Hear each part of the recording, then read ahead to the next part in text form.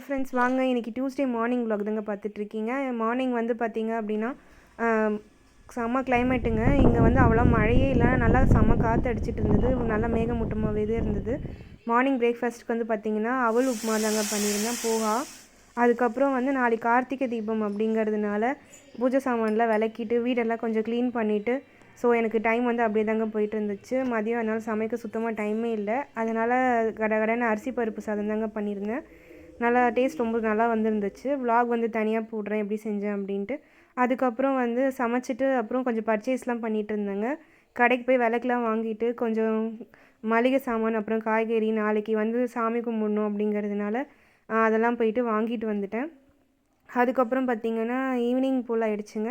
Evening போல் tea குடிச்சிட்டு மாடி மேலே போனால் சூப்பராக ஒரு வானவில் வந்திருந்துங்க. நானும் என் பையனும் தான் போய் பார்த்துட்டு இருந்தோம். சூப்பராக இருந்துச்சு. அவ்வளோதாங்க. இன்றைக்கி இந்த விலாக் பிடிச்சிருந்தா சப்ஸ்கிரைப் பண்ணிக்கோங்க. பை.